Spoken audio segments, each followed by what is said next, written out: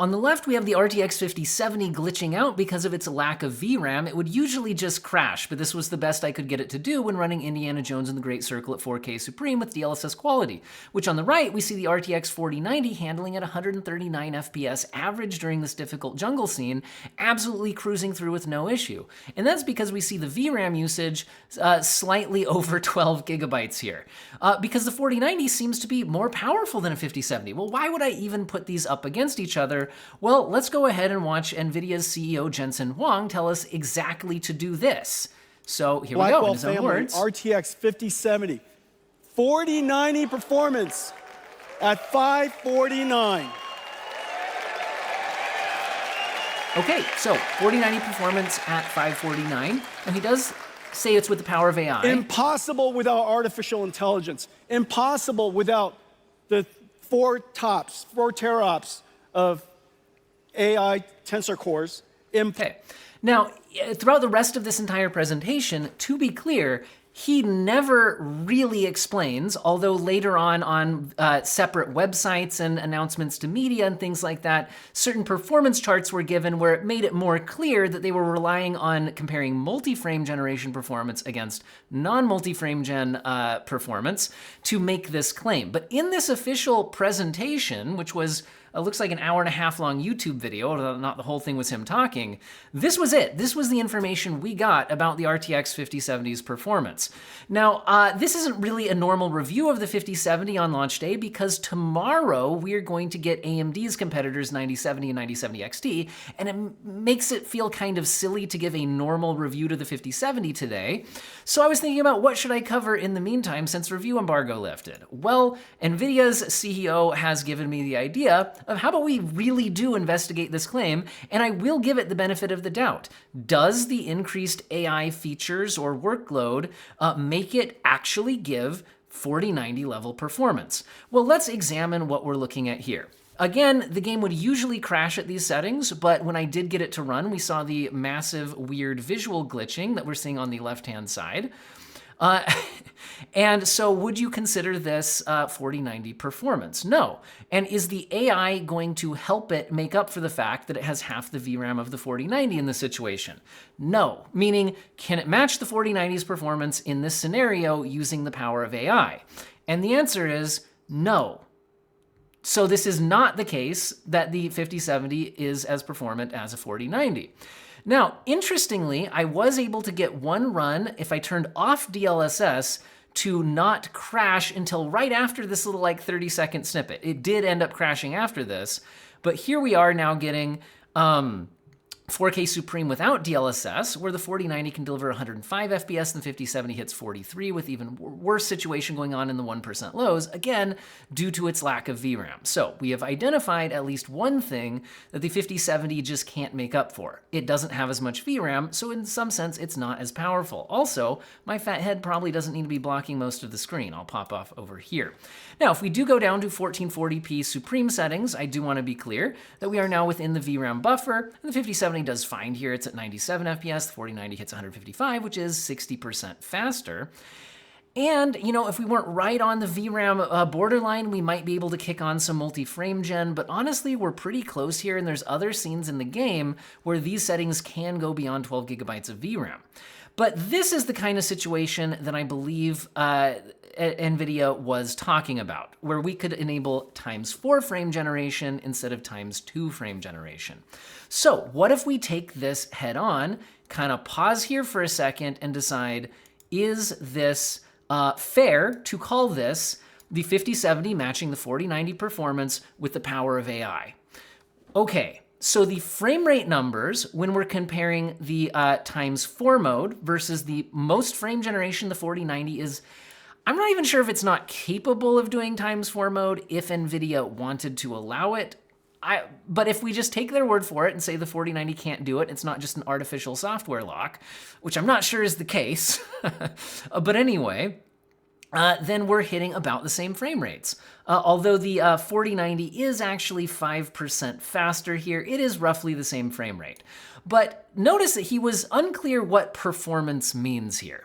It does not say it has the same frames per second as the 4090, because that might technically be true.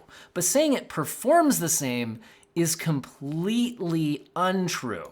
Because even if we are delivering the same frames per second, because we have the same frames per second, because we're generating more frames, it doesn't mean the experience is the same. Now, this is something that doesn't show up in bar graphs like the ones that Nvidia then did publish to their website after this presentation, where they showed performance with multi-frame gen versus not multi-frame gen, and didn't give any sort of caveat on why that might not be an equivalent experience. But I'm running Nvidia's own software overlay here, which monitors latency.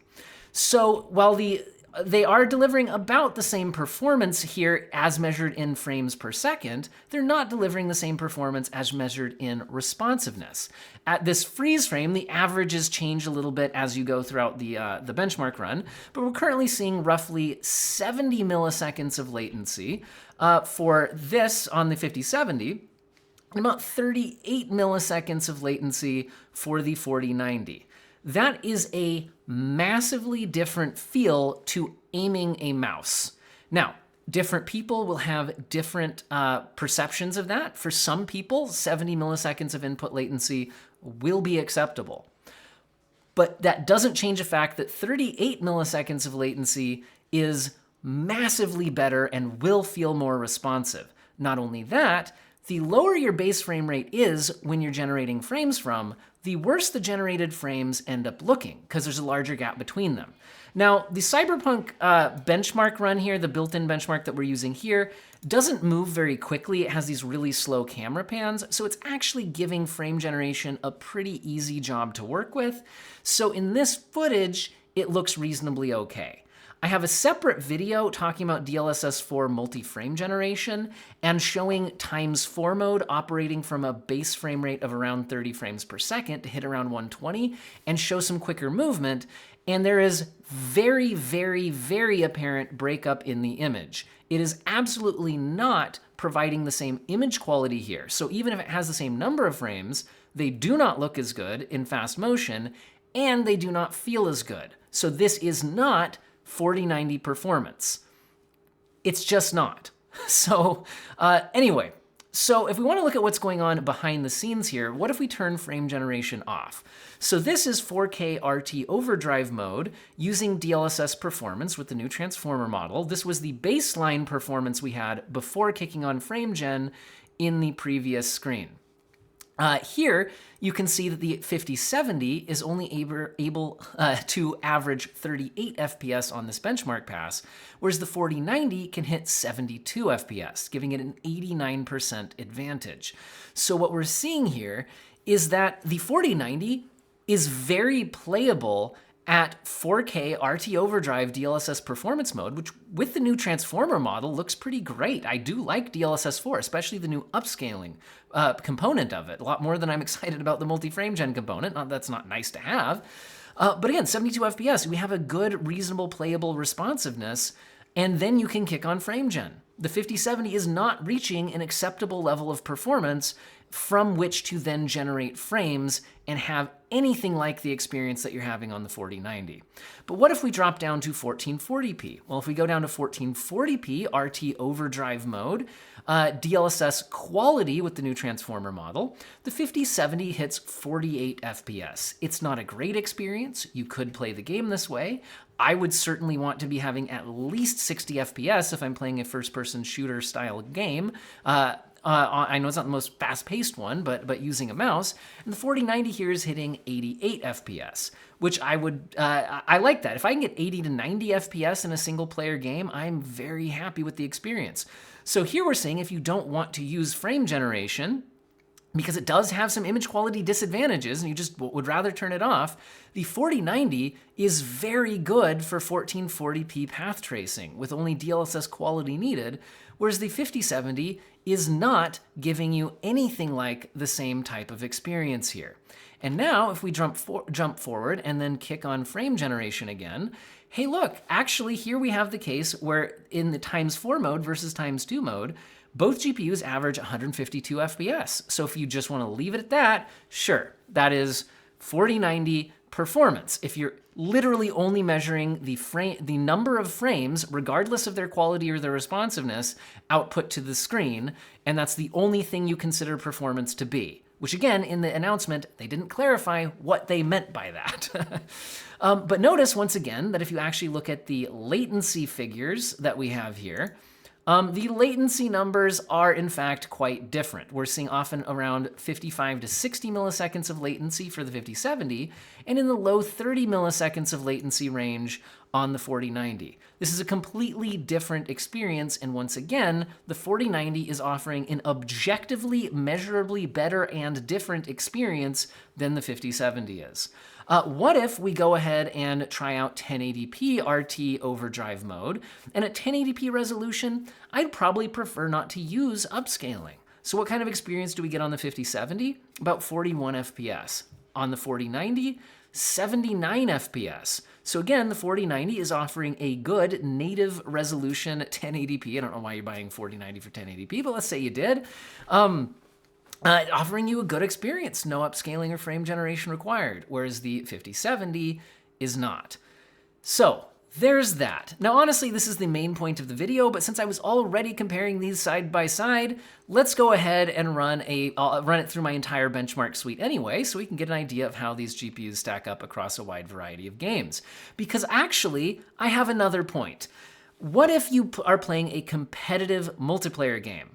These are games where increasing the latency is the exact opposite of what you're trying to do. And when you're trying to get more frames on your screen, you're generally not just chasing a higher frame rate number for increased motion fluidity, you're doing it for a competitive advantage in latency. So this is a case where you would not want to use frame generation. And with that being the case, the 4090 is offering 75% better performance here, 178 FPS versus 102, and this is not a case where using frame generation makes competitive sense in a competitive game. So once again, claiming that these are offering the same performance is objectively misleading, and I would argue at least very close to a lie, what I would consider a lie, although legally probably doesn't qualify as one if one were to try to sue over it.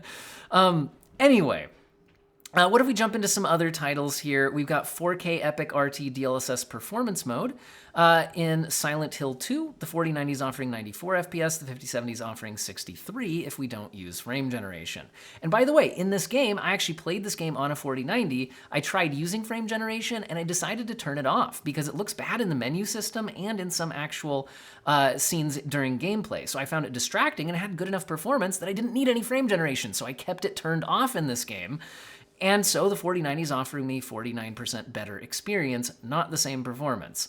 Silent Hill 2 at 1440p Epic settings with ray tracing is 83 versus 50. The 4090 is 66% faster. And if we kick on DLSS quality, the 4090 is now hitting 108 FPS and the 5070 is hitting 75. Again, not a game where I really like using frame generation. If we turn off ray tracing, 4K Epic settings, Silent Hill 2, we're seeing 4090 hitting 61 FPS, so you could easily get around 60 FPS native, no frame generation or upscaling needed at all. And yet the 5070 is hitting 37 FPS here, so you will have to decrease your image quality to try to match the performance of the 4090. If we go to 1440p Epic settings, it's 101 FPS versus 61. In this case, the 4090 is 66% faster and it's offering a high refresh rate experience without the need for any upscaling or frame generation technologies. In Final Fantasy XVI at 4K Ultra, we see the 4090 once again able to deliver over 60 FPS without any need for upscaling or frame generation, whereas the 5070 is hitting 35 FPS. This is an 89% advantage for the 4090. And if we look at the VRAM usage, it's possible that the 5070 is being held back by spilling over 12 gigabyte VRAM buffer. If we use DLSS quality, frame rates jump to 54 and 93 respectively, so the 5070 is still not breaking 60 FPS here, and the 4090 offering a nice high refresh rate experience. If we go to 1440p at ultra settings, the 5070 is able to average 61 FPS, and the 4090 is able to do 103. So if you don't want to use DLSS or frame generation in this game, which by the way, I don't really love DLSS in this game, you might need to use it, but it doesn't look better than native here. It's a much better experience on the 4090. Ghost of Tsushima at 4K very high settings. The 4090, again, does not need any DLSS or frame generation to get a high refresh rate native 4K experience at 92 FPS average here, giving it an 88% advantage over the 5070, which is only hitting 59 frames per second. If we go ahead and jump to DLSS quality, now the 5070 is giving a decent experience at 81, but the 4090 is certainly a much higher refresh rate experience at 136, giving it a 68% advantage.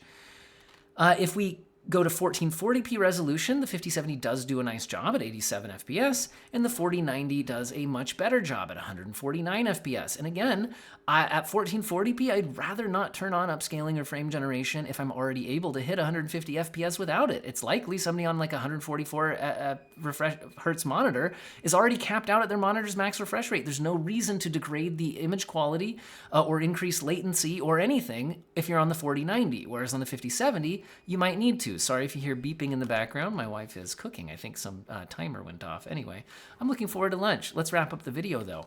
God of War Ragnarok at 4K Ultra, 98 FPS versus 56. So again, the 4090 able to deliver a native 4K high refresh rate experience without any need to degrade the image quality via upscaling or frame generation, whereas the 5070 is under 60 FPS here. Using DLSS quality, the 5070 does give a good experience at 80 FPS, whereas the 4090 is likely, like I said, capping out a lot of people's monitors. 4K 120 or 4K 144 for a high-end 4K monitor is pretty common. So here, again, the 5070 would, to catch up, needing to use multi-frame gen or something like that to try to get there, whereas the 4090 doesn't need to do that and is offering a better experience. 1440p Ultra. The 4090 is able to natively max out a lot of people's monitor refresh rate with no need for upscaling or frame generation at 149 FPS, giving a 69% advantage over the 5070, which is hitting 88 FPS. Not that 88 FPS is bad, but it is by no means the same performance as a 4090.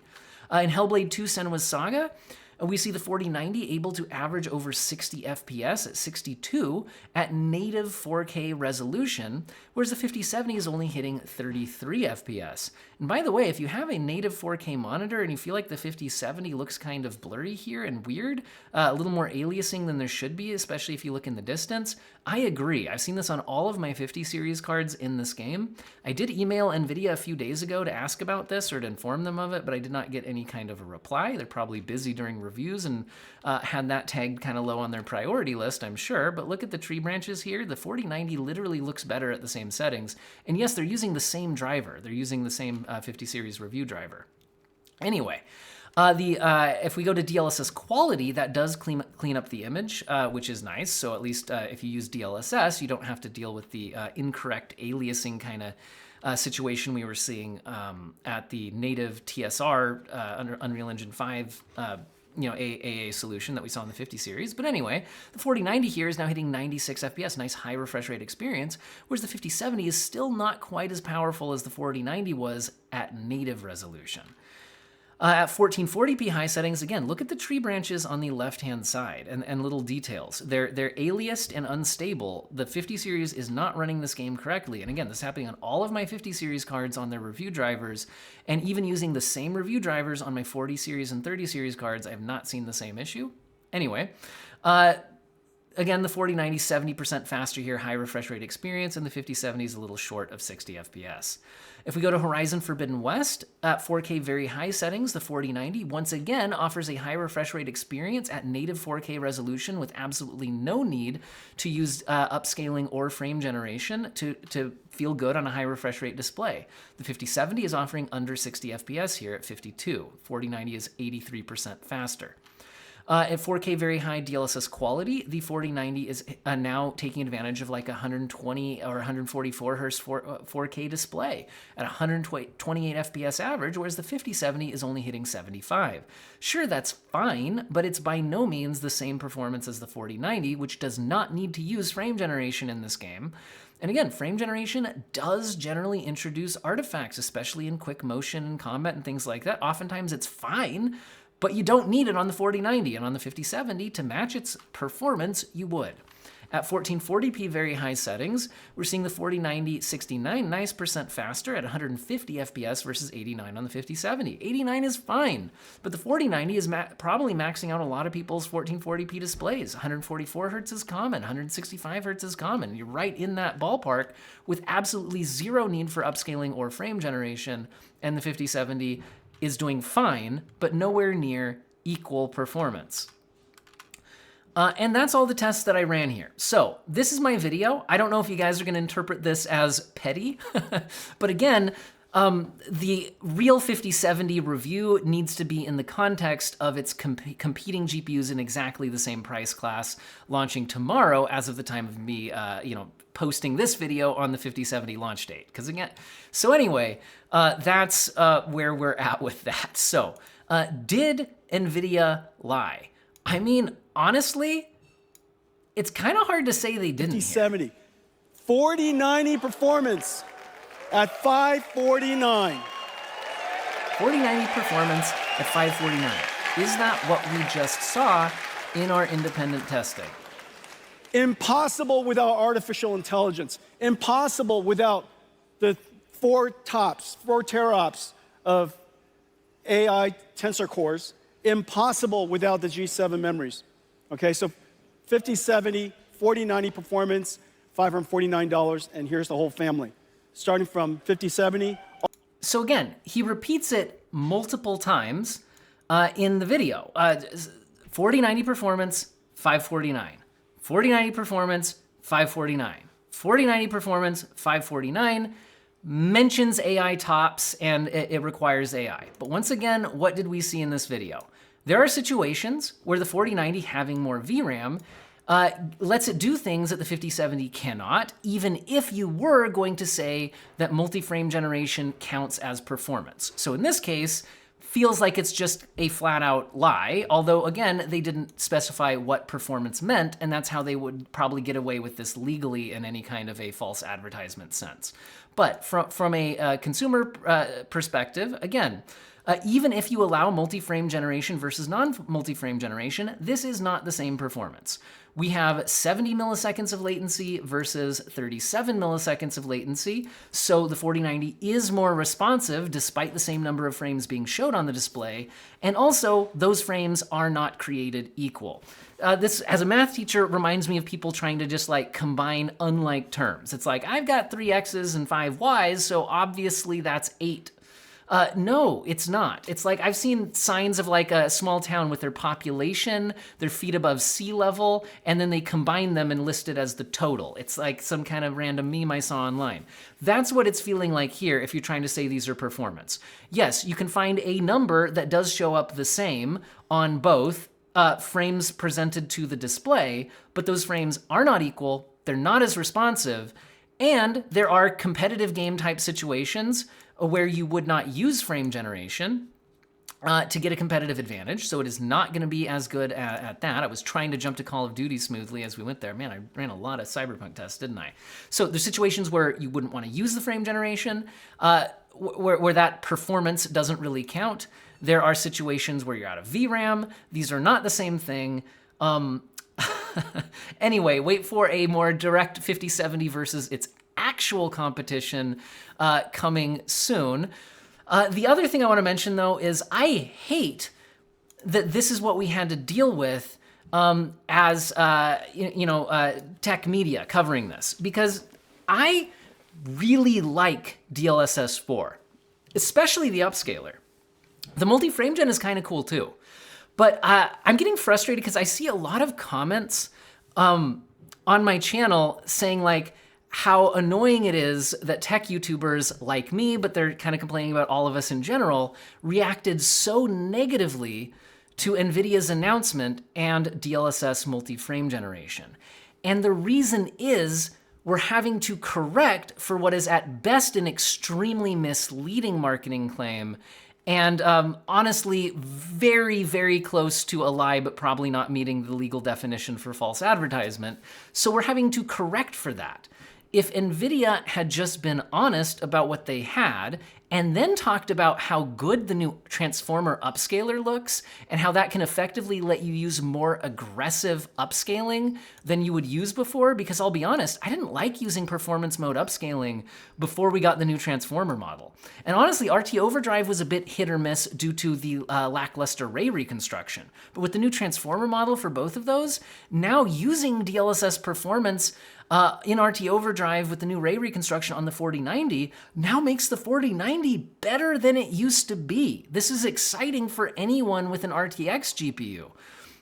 And yet they had to go with these misleading marketing claims. So then the reaction to the 50 series and the DLSS 4 in general has to be more negative because we're trying to correct misleading statements instead of spending time actually celebrating the parts that are cool.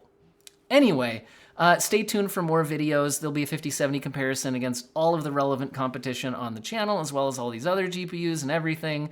I hope all of you have an excellent day.